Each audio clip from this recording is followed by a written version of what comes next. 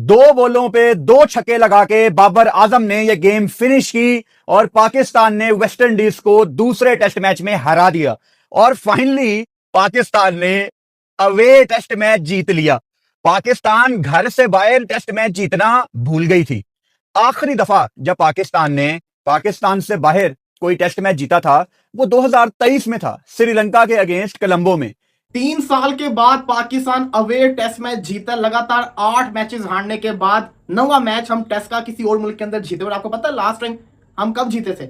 जब बाबर आजम कप्तान था। वर्ल्ड टेस्ट चैंपियनशिप 3 जो थी उसके स्टार्ट की जो पहली सीरीज थी, पाकिस्तान ने श्रीलंका को 2-0 से हराया था लंका के अंदर। वो सीरीज हम जीते। वैसे उसके बाद आपने बाबर आजम को हटा दिया एज अ कप्तान, आप शान मसूद को लाए और क्या हुआ? फिर पूरी दुनिया ने तमाशा देखा। पूरे इतने तकरीबन 2-3 सालों के बाद आपको एहसास हुआ आपने गलती की, आप बाबर को दोबारा कप्तान बना के लाए और क्या हुआ? उसकी कप्तानी के अंदर आपने जो एक लॉन्गेस्ट स्ट्रीक थी और टेस्ट मैच बाहर के मुल्क में जीत नहीं रहे थे वो जीत लिया। WTC के पॉइंट्स टेबल के ऊपर नजर डालें तो अभी भी हम एंड के ऊपर हैं, लेकिन 6 मैचेस 4 हारे 2 जीते हैं। अगर इस सीरीज को 2-0 से जीत जाती, जो कि हमें पिछला भी जीतना चाहिए था अगर बल्लेबाज चल जाते, तो होता क्या कि हम 3 हारे होते 3 जीते होते, हमारा बड़ा अच्छा कमबैक हो जाता यहां से। लेकिन अनफॉर्चुनेटली अब हमें सारे रिमेनिंग मैचेस पाकिस्तान की ये एक बहुत ही भरपूर फतह है। मैच चौथे दिन खत्म कर दिया। वेस्ट इंडीज को वेस्ट इंडीज में हराना आसान बात नहीं होती। आपने देखा कि पहले टेस्ट मैच में पाकिस्तान ने कितना स्ट्रगल किया और फिर 2 टेस्ट मैच सीरीज में अगर आप पहला मैच हार जाएं तो दूसरे मैच में खड़ा होना बहुत सारी टीम्स के लिए बड़ा मुश्किल हो जाता है। मगर क्या है कि 4-5 का दिन के जो वक्फा मिला उसी में टीम को दोबारा से खड़ा किया, होलसेल चेंजेस की, मोहम्मद अब्बास को बाहर कर दिया जिसके ऊपर आईब्राउज रेज हुई कि आपका बेस्ट बॉलर था पहले टेस्ट मैच में, आप उसको कैसे बाहर कर सकते हैं। सो उनकी एक्सक्लूजन एक तरह से जस्टिफाइबल हुई। फिर नए बच्चों को खिलाया, 2 डेब्यू करवाए इस मैच में और जल्दी से ये टीम खड़ी हुई। और वो तभी हो सकता है सब काम जबकि एक डेस्परेशन हो टू विन। और बहुत सारी चीजें बदली हुई थी इस टेस्ट मैच में। बैटिंग में कॉन्फिडेंस था, पेस बहुत अच्छी थी इस बैटिंग में, बॉलिंग में ये परफेक्ट पिच मिली साजिद खान को और उस्मान को जो लेफ्ट आर्म स्पिनर है, नए वो लेफ्ट आर्म स्पिनर है, अभी ज्यादा टेस्ट क्रिकेट खेले नहीं है। सो दोनों को परफेक्ट कंडीशंस वेस्ट इंडीज ने दे दी और इन्होंने पीछे फिर मुड़ के नहीं देखा। साजिद खान एक अच्छे क्रिकेटर है, एग्रेसिव है। 30 रन की उनकी इनिंग्स जो थी वो मैंने पहले भी बात की, अब्दुल्ला शफीक के कि उस पार्टनरशिप में उनका क्रिटिकल रोल था जिससे कि पाकिस्तान को वो ऑल इंपॉर्टेंट 43 रन की फर्स्ट इनिंग्स लीड मिली। तो इसमें जो एक पॉजिटिव एनर्जी दिखी है वो जिसकी वजह से ये टेम्पलेट और टेम्पो सेट हुआ जीत का। और फिर वही बात है कि बहुत सारी चेंजेस जब करते हैं तो उसके 2 नतीजे हो सकते हैं, या बिल्कुल ही आप नोज डाइव कर जाते हैं या फिर आप खड़े हो जाते हैं, क्योंकि हर एक में एनर्जी लेवल एक नए तरह का होता है।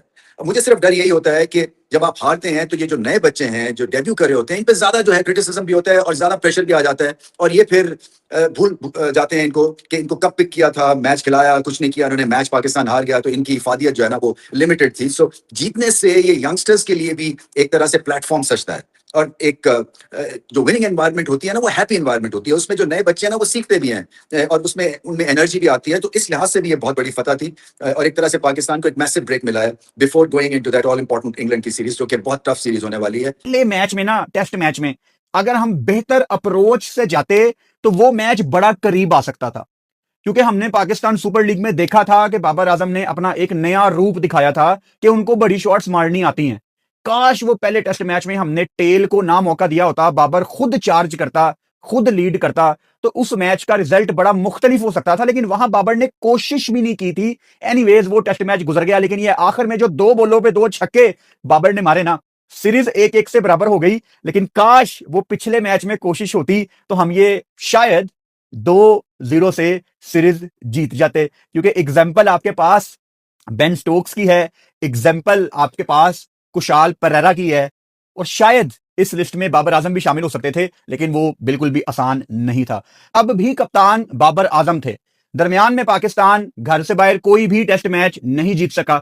अब दोबारा बाबर आजम आज कप्तान हैं और इंटरेस्टिंग फैक्ट यह है कि जब पाकिस्तान टेस्ट मैच जीता था आखिरी घर से बाहर, उस मैच में अब्दुल्ला शफीक ने 200 किया था, नुमान की 7 विकेटें थी, नीचे आगा ने भी 100 किया था। आज दोबारा जब पाकिस्तान बाबर आजम की कप्तानी में अवे टेस्ट मैच जीता है इतने बड़े गैप के बाद, कप्तान बाबर आजम और अब्दुल्ला शफीक ने दोबारा से 100 लगाया, बल्कि 150 160 की कमाल बारी ली। तो आखिरी मर्तबा पाकिस्तान ने अपने घर से बाहर कोई टेस्ट मैच जीता था तब बाबर आजम कप्तान थे। जुलाई 2023 की बात है जब हमने श्रीलंका को शिकस्त दी थी। उसके बाद हम अपने घर में जरूर जीते मगर घर से बाहर एक भी टेस्ट मैच नहीं जीत पाए। बल्कि ये जो 3 साल का पाकिस्तान का दौर था, आपको शायद ही कोई एक इनिंग भी ऐसी मिलती हो जिसमें हमने बेहतर खेला हो। हर इनिंग में कोलैप्स हुआ, हर इनिंग में बॉलर्स भी थोड़े थके-थके नजर आए।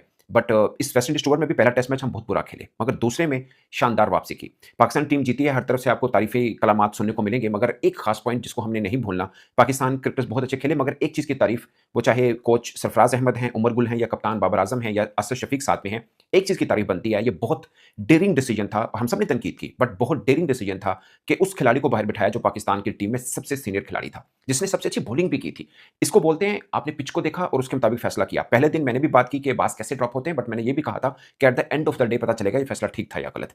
सो at the end of the day ये साबित हुआ कि टीम मैनेजमेंट ने डेयरिंग डिसीजन किया और ठीक फैसला किया। वो जो हम आते हैं ना, नहीं यार अच्छा फॉर्म में इसी को लेकर चलना है, वो नहीं किया। खुर्रम शहजाद ने भी अच्छी बॉलिंग की थी, अब्बास ने भी अच्छी बॉलिंग की थी, दोनों को बाहर बिठाया, उनकी जगह पे साजिद खान आए, ओबैश आए। एक बहस हो सकती है कि अब्बास फिर भी खेल सकते थे इन प्लेस ऑफ ओबैश, बट इस स्लो पिच के ऊपर हो सकता है ज्यादा थकावट होती या इश्यू होता। अब वो बिल्कुल फ्रेश आपको इंग्लैंड टूर पे मिलेंगे, जहां पे एक्चुअली में हमें अब्बास भी चाहिए और खुर्रम भी चाहिए। देखिए ऑटोमेटिकली दोनों प्लेइंग 11 का हिस्सा बनेंगे। शायद वहां पे दो स्पिनर नहीं खेलेंगे, शायद नहीं, यकीनन नहीं खेलेंगे।